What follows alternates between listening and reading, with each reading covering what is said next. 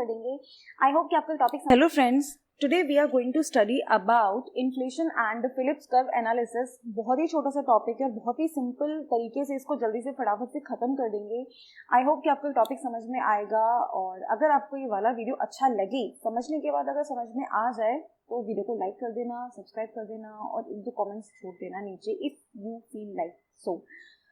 आज का हमारा टॉपिक है इन्फ्लेशन एंड फिलिप्स कर्व। तो पहली चीज ये कि ये जो फिलिप्स कर्व होता है, ठीक है, ये जो हमारे पास में फिलिप्स कर्व है वो एक्चुअली में क्या होता है? जो फिलिप्स कर्व होता है ना हमारे पास में, वो होता है हमारा which actually shows the relationship of inflation and unemployment.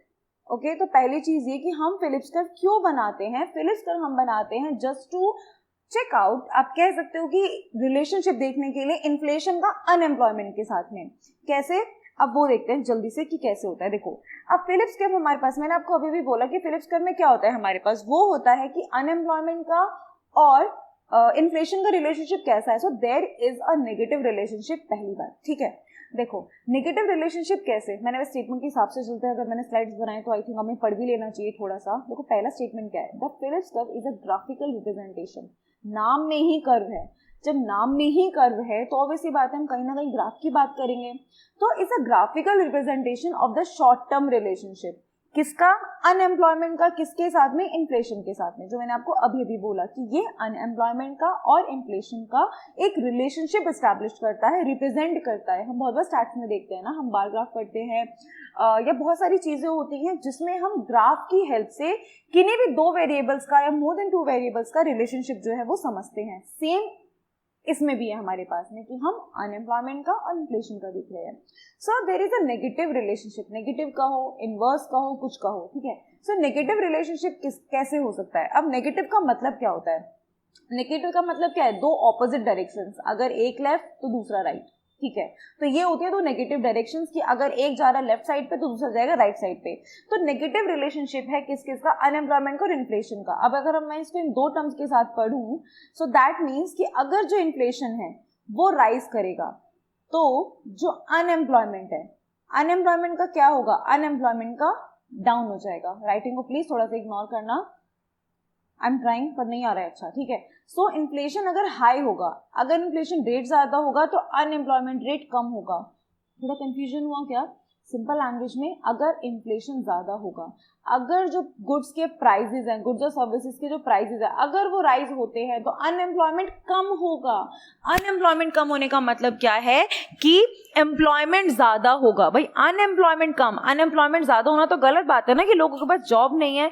Unemployment कम होने का मतलब है कि लोगों के पास जॉब है, एम्प्लॉयमेंट ज्यादा है।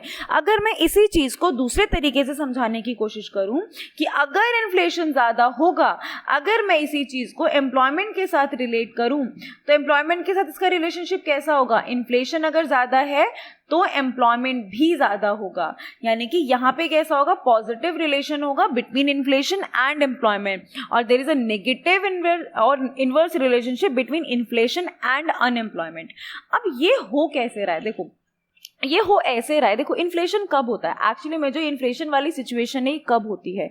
इन्फ्लेशन होता है जब लोगों की जो परचेजिंग पावर है, ठीक है, परचेजिंग पावर है जो लोगों की, वो ज्यादा हो जाती है। परचेजिंग पावर का मतलब क्या है? कि जब लोगों के हाथ में पैसे ज्यादा हो जाते हैं, वही परचेजिंग पावर होती है ना। आज अगर किसी की 10K सैलरी है, अगर वो 20K हो जाती है तो दैट मीन्स कि उसकी जो सैलरी है अगर वो 10 से इंक्रीज होकर 20 हो जाती है, अगर उसकी सैलरी इंक्रीज हो रही है तो उसके हाथ में पैसे ज्यादा हैं। So the particular person can demand more, और डिमांड ज्यादा होती है। अब डिमांड ज्यादा हो रही है, ठीक है, डिमांड ज्यादा है। अब ऑन द स्पॉट तो सप्लाई इंक्रीज होती नहीं है। If demand is more than the supply तो अल्टीमेटली क्या होता है? हमारे पास में प्राइस राइज हो जाते हैं, और प्राइस राइज होंगे तो क्या होगा हमारे पास? अल्टीमेटली इन्फ्लेशन होगा।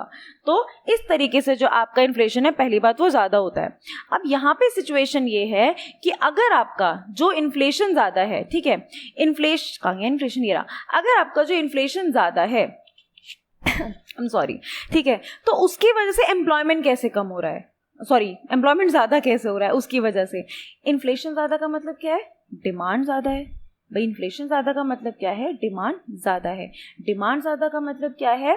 कि लोगों को सामान चाहिए, और जो सप्लाई है वो कम है फिलहाल। तो अगर हमें सप्लाई को इंक्रीज करना है, in order to increase the supply, हमको क्या करना पड़ेगा, हमको हमारा आउटपुट इंक्रीज करना पड़ेगा।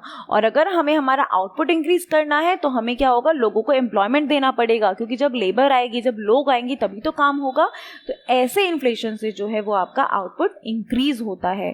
तो ये था आपका अल्टीमेटली फिलिप्स कर्व का मतलब, which shows the relationship between unemployment and inflation, and that is inverse और negative relationship between unemployment and inflation. तो अभी तक जो हम बात कर रहे थे अबाउट नेगेटिव रिलेशनशिप, और we were talking about graphical representation. तो देखो यही है वो ग्राफिकल रिप्रेजेंटेशन हमारे पास में पूरा का पूरा। तो this is our Y axis and this is our X axis. ठीक है, ये हमारा ओरिजिन यहाँ पे, छोटी सी चीजें जो रह गई यहाँ पे डालने से। तो जो वाई एक्सिस है उस पर हमने क्या लिया है, उस पर हमने लिया है हमारा इन्फ्लेशन रेट, और जो एक्स एक्सिस है उस पर हमने क्या लिया है, हमारा unemployment rate, not the employment one, we are talking about unemployment. तो यहाँ हमने लिया है अनएम्प्लॉयमेंट रेट।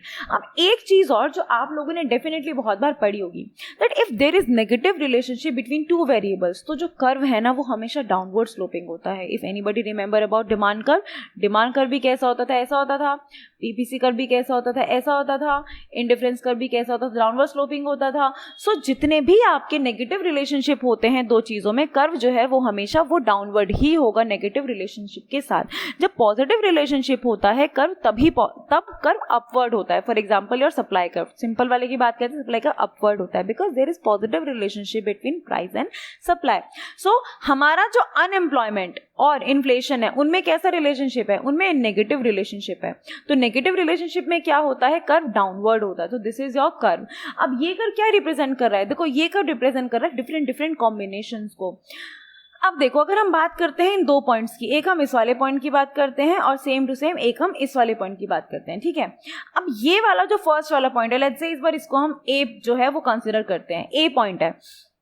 ए पॉइंट क्या रिप्रेजेंट कर रहा है, ए पॉइंट रिप्रेजेंट कर रहा है आपका हाई रेट और लो अनएम्प्लॉयमेंट। कैसे हाई रेट, देखो इन्फ्लेशन कितना है, इन्फ्लेशन इतना है यहाँ पे, और अनएम्प्लॉयमेंट कितना है आपका, अनएम्प्लॉयमेंट आपका यहाँ है।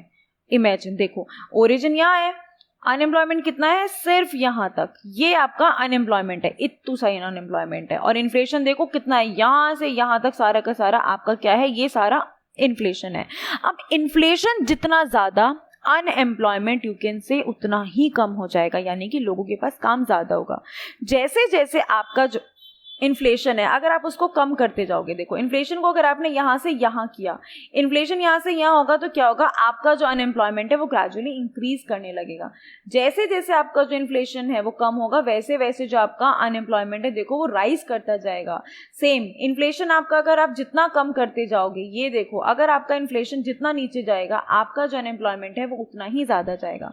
तो जो मैंने अभी आपको स्टेटमेंट्स बताई थी, ये वो जितना भी थ्योरेटिकल पोर्शन था, ये उसी का ग्राफिकल रिप्रेजेंटेशन है। मींस कि नेगेटिव रिलेशनशिप कैसे हुआ कि जैसे जैसे आपका जो इन्फ्लेशन है वो ज्यादा होता जा रहा है, जो आपका अनएम्प्लॉयमेंट लेवल है वो कम होता हुआ जा रहा है। ठीक है, अनएम्प्लॉयमेंट कम होने का मतलब क्या है कि लोगों के पास में अभी जो एम्प्लॉयमेंट है वो ज्यादा है। So this is the graphical representation.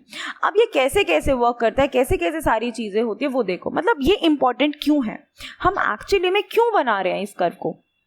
भाई हमने कर्व तो बना दिया, तो ये वाला जो कर्व हम बना रहे हैं, ये वाला कर्व हम एक्चुअली में बना क्यों रहे हैं। ठीक है, अब वो देखो हमारे पास में पहले, अब हम बात करते हैं इंपॉर्टेंस ऑफ फिलिप्स कर्व की, कि एक्चुअली में जो ये कर्व है वो इंपॉर्टेंट क्यों है। देखो स्टार्ट करते हैं, मैंने यहाँ पे थोड़ी सी स्टेटमेंट्स लिखे just to like make you remember, कि अगर आप कभी भी यहाँ से नोट्स प्रिपेयर करते हो तो आपको देखते शायद शॉर्ट में कुछ चीज़ें याद आ जाएं।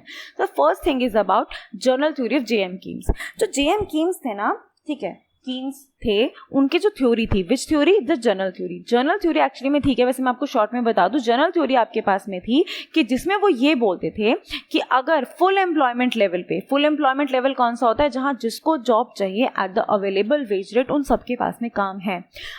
उस मोमेंट पे फुल एम्प्लॉयमेंट लेवल पे अगर जो डिमांड है वो कम है आउटपुट से, कि if the total demand at full employment level is less than the output, तो क्या होगा, अल्टीमेटली इकोनॉमी कॉन्ट्रैक्ट करेगी। इकोनॉमी कॉन्ट्रैक्ट करेगी, जो हमारी इकोनॉमी है वो क्या होगी, वो कॉन्ट्रैक्ट करेगी। कब तक कॉन्ट्रैक्ट करेगी, जब तक इक्वालिटी नहीं आ जाता इकोनॉमी के अंदर।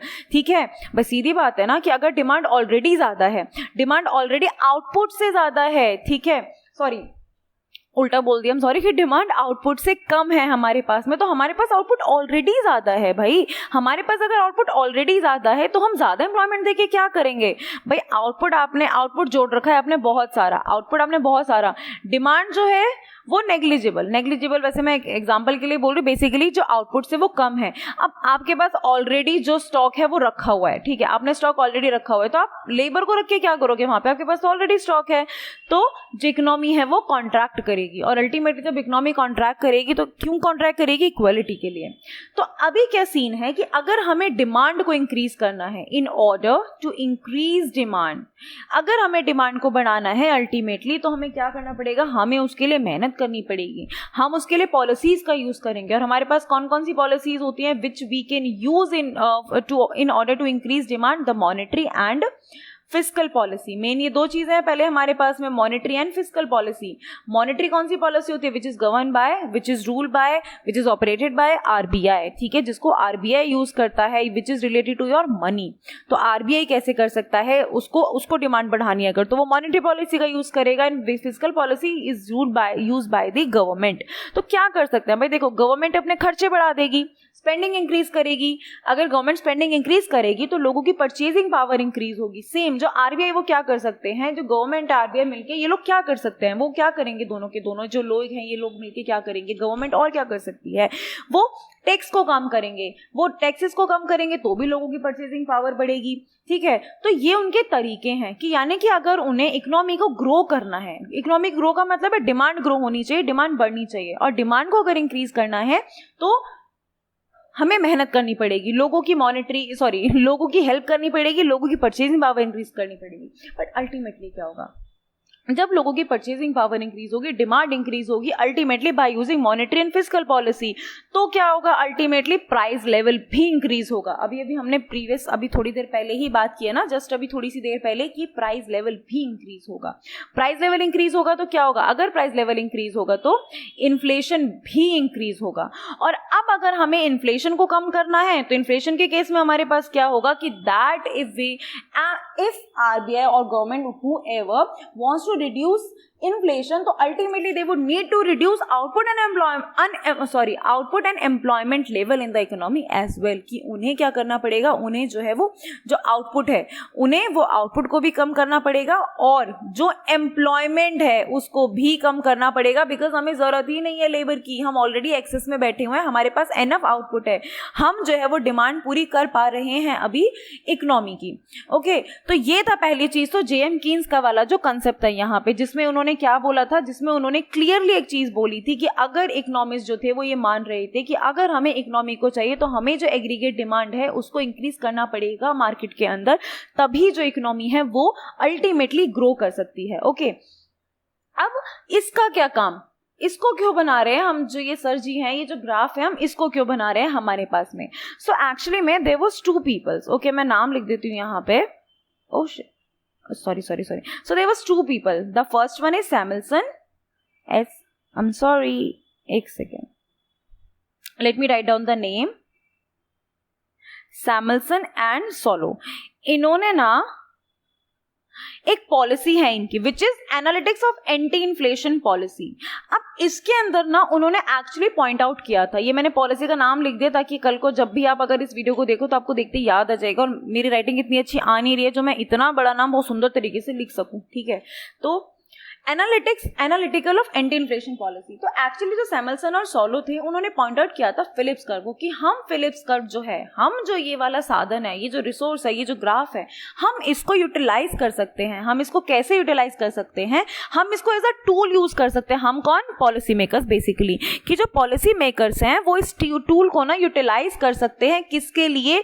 To get the appropriate combination of inflation and unemployment. मैंने अभी आपको क्या कहा था, पूरा जो कर्व है वो अलग अलग कॉम्बिनेशन है। ये जो पूरा कर्व, आप कोई पॉइंट ले लो उस पूरे के पूरे कर्व पे, वो क्या है? वो डिफरेंट कॉम्बिनेशन को दिखा रहा है, किसके? इन्फ्लेशन के और अनएम्प्लॉयमेंट लेवल के।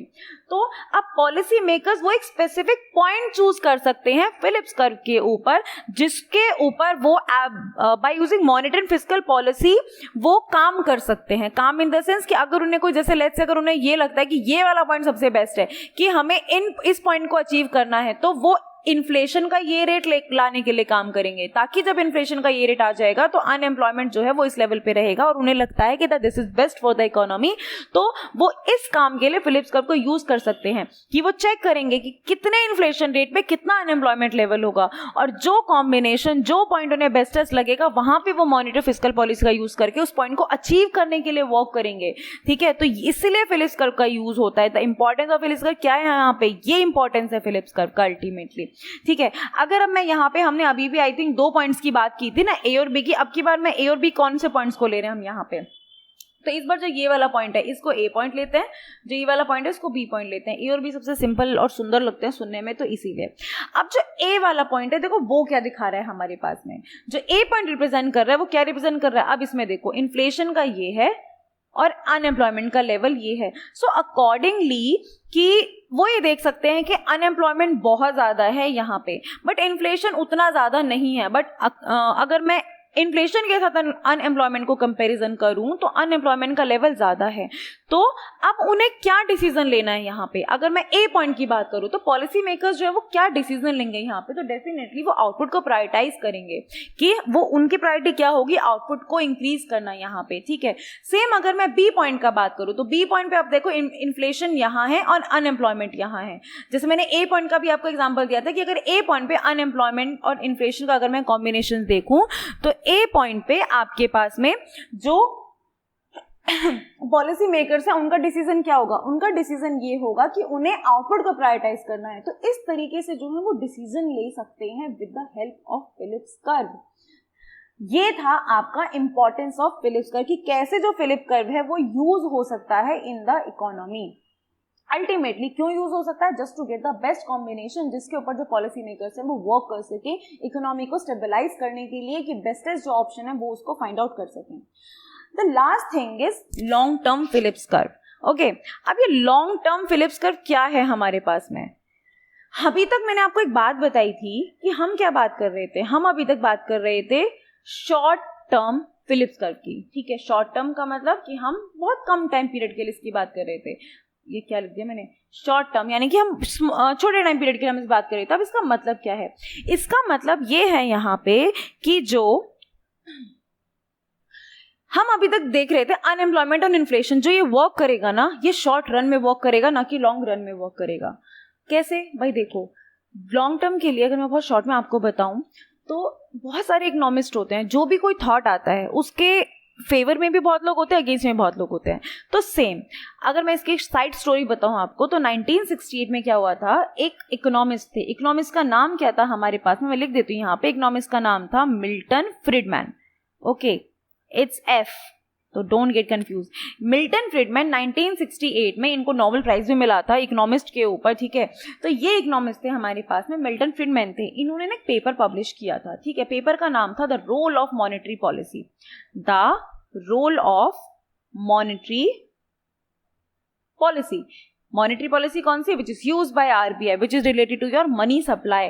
तो उन्होंने ये कहा था कि जो मनी सप्लाई है ना, एक्चुअली में वो एक नॉमिनल वेरिएबल है, और वो लॉन्ग टर्म में जो ये हमारे रियल वेरिएबल्स होते हैं which are employment and output, वो उनको ज्यादा इन्फ्लुएंस नहीं कर सकता है। कि ये जो काम कर रहा है ना वो बहुत शॉर्ट रन में, ये सारा का सारा हम कंसेप्ट पढ़ते हुए आए हैं, सिर्फ शॉर्ट रन में वर्क करेगा, लॉन्ग रन में वर्क नहीं करेगा। तो लॉन्ग रन में जो मनी सप्लाई जैसा फैक्टर है वो आपका वर्क नहीं करेगा यहाँ पे। ठीक है, तो ये था इन इकोनॉमिस्ट का पॉइंट ऑफ व्यू जिन्होंने पेपर पब्लिश किया था the role of monetary policy. तो ये ग्राफ कौन सा था हमारे पास में, शॉर्ट रन फिलिप्स कर्व। अब शॉर्ट रन फिलिप्स कर्व क्या है, शॉर्ट रन फिलिप्स कर्व वो था जो हमने अभी तक पढ़ा था, high inflation rate, low unemployment level. और ये क्या था आपके पास में, low inflation rate but high unemployment level. But long run Phillips curve कैसा होगा, long run Phillips curve according to the famous economist जिनकी हम बात कर रहे थे, मिल्टन फ्रीडमैन। और भी है हमारे पास में, बट हम अभी वीडियो बहुत लंबा हो जाएगा, बहुत ज्यादा बात करेंगे, तो शॉर्ट में उनके हिसाब से लॉन्ग रन में जो फिलिप्स कर्व है वो कैसा होगा, that will be vertical only, कि वो सिर्फ एक वर्टिकल कर्व होगा, नॉट मोर देन दैट। कि जो लॉन्ग टर्म है, लॉन्ग टर्म में जो सिचुएशन होगी वो कैसी होगी, वो नेचुरल रेट ऑफ अनएम्प्लॉयमेंट होगा। यानी कि उनका क्या माना था, नेचुरल रेट ऑफ अनएम्प्लॉयमेंट होगा। अब ये नेचुरल रेट ऑफ अनएम्प्लॉयमेंट क्या है, नेचुरल रेट ऑफ अनएम्प्लॉयमेंट होता है बेसिकली कि lowest level of unemployment economy के हिसाब से वेयर एज विच जो इन्फ्लेशन को एक्सेलरेट नहीं करती है।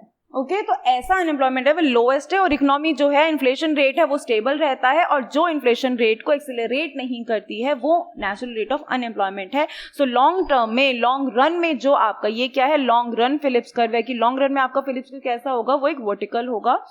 शॉर्ट रन का था जो अभी तक सारा का सारा जो अभी तक हम पढ़ रहे थे कि अनएम्प्लॉयमेंट और इन्फ्लेशन का नेगेटिव रिलेशनशिप है, वो कैसे इन्फ्लुएंस करता है अनएम्प्लॉयमेंट इन्फ्लेशन एक दूसरे को, तो वो सब आपका शॉर्ट रन रिलेटेड था। आई होप दैट समझ में आया होगा, आया होता है तो please like the video and leave a comment. Thank you, bye bye.